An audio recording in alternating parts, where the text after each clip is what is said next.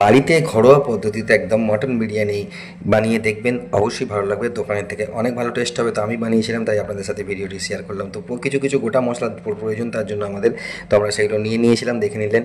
তো আদা রসুন, বাকি পেঁয়াজ টমেটো যেগুলো যেগুলো লাগে, আলু নিয়েছিলাম। এই যে দেখুন, এর মধ্যে আছে স্টার আনিস আছে, এলাচ আছে, লবঙ্গ আছে, সাজিরে আছে, গোলমরিচ আছে। তো সব কিছু আমি নিয়ে নিলাম, নিয়ে একটা তাওয়ায় করে আমরা এটাকে হালকা ফ্রাই করে নেবো। ঠিক আছে, এমনি শুকনো ফ্রাই করে নেবো। তার সঙ্গে কিছু শুকনো লঙ্কাও মিক্স করে দিয়েছি, দিয়ে এটাকে ফ্রাই করে নেবো। তো নেওয়ার পরে এটাকে আমরা মিক্সারে গুঁড়ো করে মশলা বানিয়ে নেবো। আর সাথে ছিল একটু টক দই। তো এই টক দইটা এখানে ভালো করে আমরা ফেটিয়ে নেবো। এর মধ্যে দেবো হলুদ, লঙ্কা, একটু সরষের তেল, একটু অল্প করে লবণ দিয়ে দেবো। দিয়ে এটাকে ভালো করে কিন্তু ফেটিয়ে নেবো, ভালো করে একদম মিশ্রণটা করে নিয়ে তারপর এর মধ্যে আমি আমাদের মটনটাকে এর মধ্যে মিক্স করে দেবো। ঠিক আছে, মটনটা এর মধ্যে ভালো করে মিক্স করে এটাকে কিছুক্ষণ ঢেকে রাখবো। আর যেটা আমরা গোটা মশলাটা বাটলাম বা গুঁড়ো করলাম যেটা মিক্সচারে, সেটাকে আমরা এর মধ্যে মিক্স করে দেবো।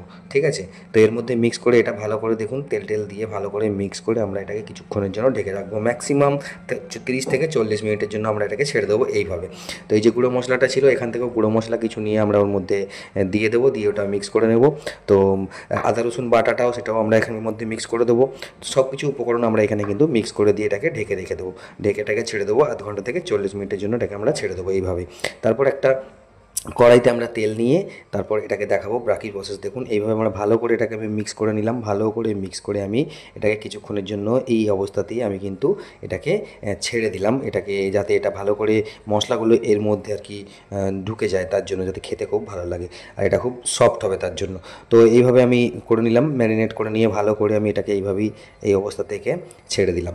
ঠিক আছে, তো এবার চলুন বাকি আগের প্রসেসে যাওয়া যাক। এবার একটা হাঁড়ি নিয়ে নিলাম। দেখুন এই হাঁড়ির মধ্যে করে করব। তো এখানে আমরা তেল দিয়ে দেবো, তারপরে তেল দিয়ে দেবো। সাইডে আমি কিন্তু যে মাংসের জন্য যে আলুটা রেখেছি, এই আলুটা একটু ভেজে নেব। ঠিক আছে, তো একটুখানি এর মধ্যে তেল বা একটু ঘি দিয়ে দিলাম, দিয়ে জল দিয়ে তার মধ্যে তেজপাতা আর এই যে বিরিয়ানির যে চালটা ছিল এটাকে আমরা ভালো করে ধুয়ে নিয়ে এই চালটাকে আমরা ফুটিয়ে নেব। ঠিক আছে, তো এতে দিয়ে দেবো একটু লবঙ্গ, এলাচ, দালচিনি সব কিছু একটু দিয়ে দেবো। যে যেমন ইচ্ছা পর্যন্ত ঘি খেতে চাইছেন তো ঘি এর মধ্যে ইউজ করতে পারেন। তো বাকি এদিকে দেখুন পেঁয়াজটা আমি ভেজে নিচ্ছি মাংসর জন্য। তো পেঁয়াজটা কারণ পেস্ট করে দিইনি, অল্প কিছু দিয়েছিলাম, বাকিটা এখানে রেখে দিয়েছি। তো এদিকে আমাদের দেখুন বিরিয়ানির ভাতটা আমাদের রেডি হয়ে গেছে। তো এটাকে আমরা জল ঝাড়িয়ে এটাকে আমরা ঠান্ডা করতে দেবো, তার জন্য একটু রেখে দেবো। ঠিক আছে, তো হয়ে গেল, বাকি চলে গেলাম। এবার আমরা চলে যাব মশলাটা করব। ঠিক আছে, মাংসের মশলাটা আমরা রেডি করব। এখানে বিরিয়ানিতে বেরেস্তাটা যেটা দেওয়া হয়, পেঁয়াজেরগুলো লাল লাল করে একটু ভেজে নিয়ে আমরা তুলে রেখেছি। এবার দেখুন যে ম্যারিনেট করা মাংসটা ছিল, এই দেখুন কড়াইয়ের মধ্যে আমরা তেল দিয়ে এর মধ্যে আমরা দিয়ে দিলাম। ঠিক আছে, তো মাংসটা দেখুন ফুটে ফুটে এসছে, মোটামুটি কষা হয়ে গেছে। তারপর তো একটু প্রেসার কুকারে দিয়ে হালকা করে একটু সিটি দিয়ে নেবো, তাহলে এটা কিন্তু আরও নরম হবে, তাহলে এটা শক্ত থাকবে না আমাদের খাসির মাংসটা। তো এইভাবে করে নিলাম, করে নিয়ে তারপর যখন এটা সিদ্ধ হয়ে যাবে তখন দেখুন আমরা এটা চলে যাব এবার মিক্স করতে। তো একটা বড় হাঁড়ির মধ্যে দেখুন অল্প নিচে আমরা ঘি দিয়ে দেবো।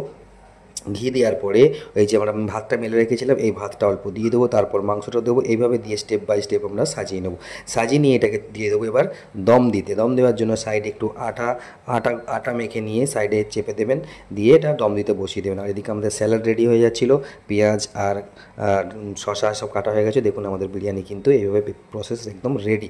এইভাবে দেখুন ঘরোয়া পদ্ধতিতে একদিন বিরিয়ানি বানিয়ে খেয়ে দেখুন, অবশ্যই আপনাদের সুন্দর লাগবে। এবং ভিডিওটি কেমন হয়েছে অবশ্যই কমেন্ট বক্সে আপনাদের মূল্যবান মতামত